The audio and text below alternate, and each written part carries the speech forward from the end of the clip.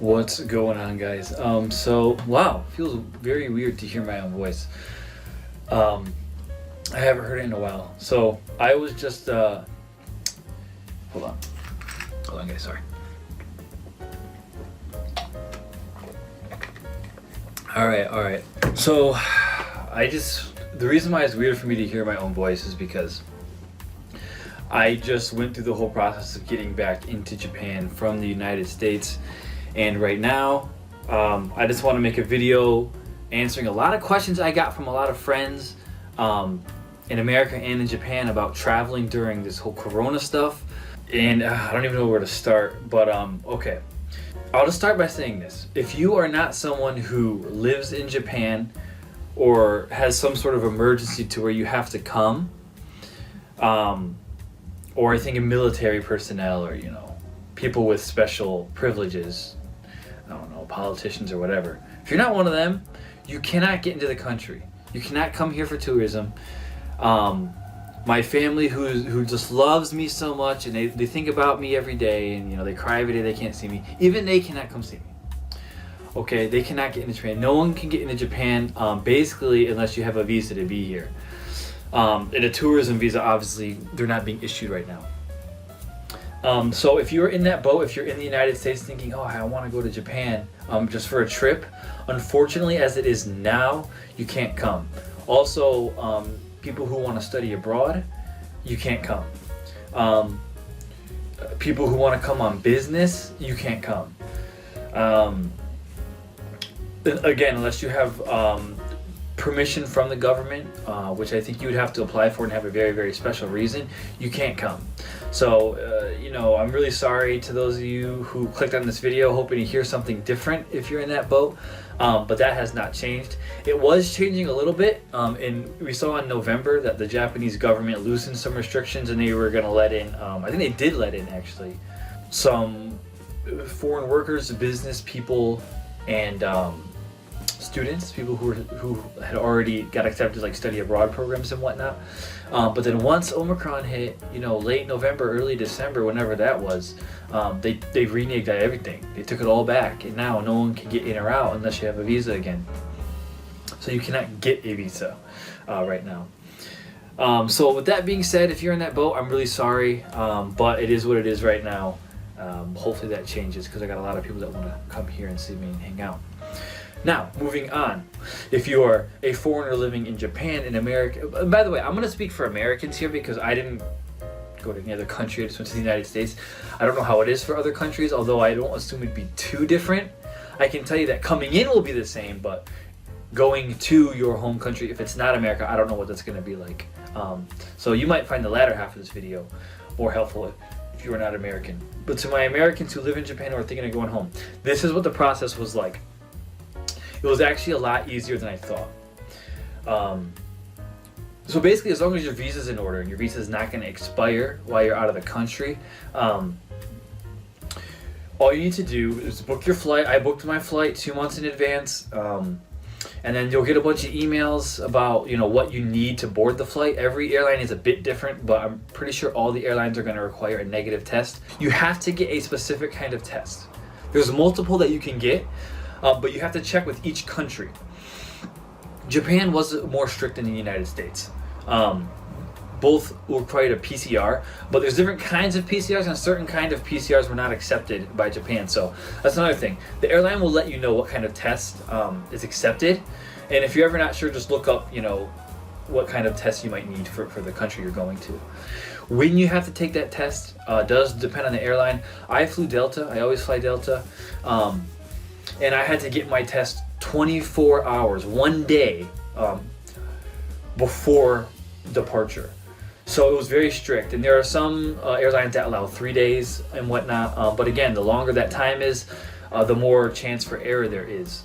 So I had to get mine the day before. And PCRs kind of take a while, so you gotta kind of hop on that and get it as early as you can, like the day before. But the thing is about that, so with Delta, the way they do it is once you get that. So I went and got my test. It was negative. I got an email. And that email, they sent a certificate for travel. They'll send you a certificate for travel. and you can print that out. But what Delta allows you to do is they actually allow you to upload it on a website, so that whatever PDF or whatever you get from the clinic that you went to, you can just upload that straight in there, and you don't have to show it when you go to check-in and stuff. But they do say print it out just in case. So I printed mine out just in case, but in the process of going to America, I didn't have to take it out once. So once I got that test and I uploaded it, it was just like, anything else, any other time I went back before COVID popped on the scene. Just, your passport, have your visa with you, all that stuff. You do have to wear a mask the entire time on the plane, which is, it kind of sucks. I kind of got rashes and stuff because my skin is really sensitive to that kind of stuff. But still, I was able to get there. And so about the airport and stuff, the international terminal was just empty, you guys. It was so empty. And in this sense, I kind of recommend traveling during Corona, because it was so smooth and so fast, and the airport was empty. Like, all the airport staff was just hanging out and kind of talking. And then when you show up, they're like, hey, how is it going? And blah, blah, blah. Everyone's so friendly. Like, no one is stressed because no one's there. At least that's how it was in Haneda. And so, okay, so get on there, all right, got my negative tests, got all my documents in order, blah, blah, blah. Got to America. So I was kind of nervous, like, okay, am I going to have to show them my tests? Am I going to have to answer a ton of questions? Like, I don't know what it's going to be like. Are they going to be really strict with me trying to get in the country? So I get to America, and they never asked to see my test. So I guess they're like, okay, if the airline approved you to come, then that's good enough for them, kind of thing. Customs never checked my negative test. I never had to take it out, never had to show anyone. I guess they just assumed that if the airline let you on, then you provided your negative test. Getting into America was very, very easy. Just the normal questions that are always in immigration. What are you doing here? Why are you here? Blah, blah, blah. And I was in the country like nothing. And it was so smooth. And I wish every time was like that. However, coming back was one of the biggest headaches of my life. Let me explain. So, where do I start? Okay, I'm gonna try not to talk too much about just my personal experience, because this might not be the experience that you have if you ever attempt this. But so coming back into Japan, I had to get a PCR, and in America it was wild, you guys. Like, I do not miss this part about America at all. It's just like, you go somewhere and it's so busy, like so many people think they have corona, and maybe they do, because Omicron feels like a cold. So you got a bunch of people with the sniffles in the clinic. Half of them probably have it, half of them probably don't, or are going to get it now that they're in there. It was so hard to get a test, you guys. But I've, jumped through a ton of hoops, finally got my test. And make sure that you have something that is written on the guidelines that the airline sends you, that the country requires. Make sure there's some of that same verbiage written on your test so they know it's the right one. And if you go to the clinic and say, I need a certificate for international travel, they'll usually say, okay, this is usually what people get. Just double check that it's okay with the airline, you should be good to go. The cost is about 200 USD. Roughly, when I took it in Japan, it was Ichiman Hasenen. So roughly about $200 no matter where you go. Expensive. Do the nasal thing, they stick it up your nose and it feels weird. I cried in Japan when she did it. It was kind of embarrassing. So I did that. So I got my test. Finally got my test after 4 hours of running around like a chicken with my head cut off. Got my test. Printed it out and also had the email. Make sure you got the email too. So I get to Japan. By the grace of God, my test was okay. This is where it gets crazy. So I got in the country, and this is something that seems to be changing by the day. As you guys can tell, I might be a little congested, but this is going to come up in the story. So it was depending on what state you were in that you went to, the quarantine requirements would change, which I think is stupid because it's really not by state, it's more so by city, but whatever. So they were going to do it by state. States with higher rates required you to go to a hotel for 3 days. States with lower rates, and if you were vaccinated, meant you could just do your quarantine at home. 2-week quarantine. Regardless, you got to quarantine for 2 weeks. The question is, how many days do you have to do at a hotel, and where do you have to do it, like after that or before that or whatever. But by the time I got here, Omicron had gotten so crazy that everyone, no matter who you were, had to do a 3-day quarantine at a hotel before they could go home and finish their 2 weeks. But before you get to go to the hotel, they make you do a saliva test for COVID. I don't know if it's a PCR or antigen test. I don't know what kind of test it is, but everyone has to do one. And if you're negative, you go to a certain hotel, you stay for 3 days, then you go home. If you're positive, you go to a different hotel, you stay there for your entire quarantine period. Now, the quarantine period, if you're positive, actually is only 11 days past your the day that you were declared infected. So I'm just gonna go ahead and say this: I was positive. I had coronavirus. So when I took my test in America, it was negative. By the time I had arrived here, it was positive. So the weird part is I didn't see a bunch of people within that 24 period in the States.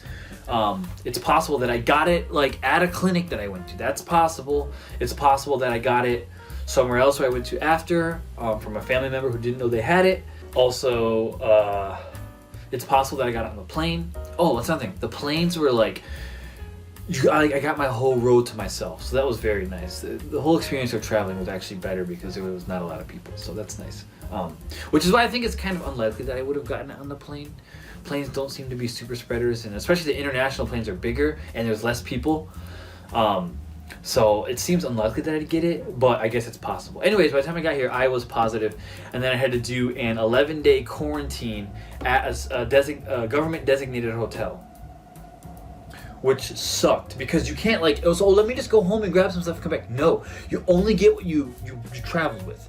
Thankfully, oh my gosh, thank God, my brother and some family members, my stepsister, my sister, thank you guys for the snacks. I don't know if I would have survived without the snacks. And the internet, just have my phone, being able to call family members, because that was rough. You cannot leave your room. Like, you need permission to leave your room when you're in that quarantine. It is so strict. Plus, the staff workers here really treat you like you're, what's the word in Japanese? Yakubyo gamiatsukai. Like, so the bringer of disease or whatever it is. That's how I felt. Like, I don't want to get in detail. I mean, they weren't like super, super rude or anything, but I just felt like they were like, dealing with me with a 10-foot pole. It's like, all right, you guys, like, yeah, whatever. Anyways, so I did that. That was really rough, and I survived. And you may be asking, Anthony, if you finished your quarantine, why are you still at a hotel? What are you doing at a hotel? This doesn't make any sense. And to that I say to you, why do you know that I'm at a hotel, you stalker? Did you look at that floor layout behind me? Did you zoom in on that floor layout to find that out? Or can you just tell because you're an interior designer? Either way, I'll explain it to you, you creep. The reason why I'm at a hotel now is because of my company. Okay? That's all there is to it. I need a drink. My company told me. So legally, I'm done. I'm in Japan. I'm a free man. I'm declared non-infected because I finished my quarantine, even though I did not test negative before I left. They don't hold you for any more than 11 days, which I think is the right thing to do. I mean, you could argue maybe they should do it for 2 weeks, but the bottom line is once 2 weeks pass, I don't think it's ethical to hold people any longer than that. Because, man, I was really going crazy. It was not good for my mental health. But anyways, I'm in a hotel now because I live in a company dorm, and my company said they don't want me to, go back to my dorm. That's a co-living space with other people until I test negative. Oh, no matter what the government says, so even though they declared me non-infected, my company doesn't care, and they want me to, get a negative test in my hand or an email to show them before I head back to the dorm. So it's been about 3 weeks since I've been home, and anyone who knows me personally knows I just moved from Utsunomiya back to Saitama because I finished my work training. They had me moving all over the place. So I finished the weekend before I went to the States. So basically, I still have boxes at my apartment or at my dorm back in Saitama that I haven't even been able to unpack. Basically, I have no home right now. I am homeless, living in a hotel because my company won't let me go back and unpack. And I have stuff in my car too. This is like wild, guys. This has never happened to me. But I can tell you what, I was really salty when I heard that because there's a good chance that it's going to come out as positive again. I heard Omicron sticks around in your system for longer, even if you're not spreading it. I looked on the CDC website. It does say after 10 days, you're not going to spread it anymore. Again, now I don't know if this is Omicron or not. I feel like no one really knows what's going on anymore since Omicron at the scene. But based on the CDC guidelines, Corona will not be spread after 10 days of the onset of symptoms or whatever. So I should not be spreading it. Now I'm being reasonably careful just in case. But yeah, I don't know what to tell you guys. Now, if you're asking me how was COVID, how was it? I'm pretty sure I had Omicron because it was just like a cold, some fatigue, a little bit of congestion that I still have. Well, this thing, it comes and goes. Like for 4 days it was gone, and then it came back yesterday. I have a little bit of a cough sometimes. Like it's really weird. But I feel fine. I feel great. Thank God. It was no big deal. Like I said, I am vaccinated. Maybe that has something to do with it. Maybe it doesn't. Maybe it's just because Omicron is really not as serious as the original variant. Who knows? I feel like we're all scrambling to know what's going on. But I think a little common sense and just being careful and considerate is all we need to really go on. So, yeah, not going to say much more about that. But yeah, anyways, if you're someone who's trying to travel during this time, I hope this video was helpful. Don't hesitate to hit me up if you have any questions on Instagram or Twitter or whatever. Be happy to give you some advice if you need it. But yeah, other than that, God bless you guys, and hope I'm not leaving anything out. I'm not leaving anything out. If I am, I'll put it in the description because it will come to my mind as I'm editing this video. Anyways, yeah, I'll talk to you guys soon. Peace out.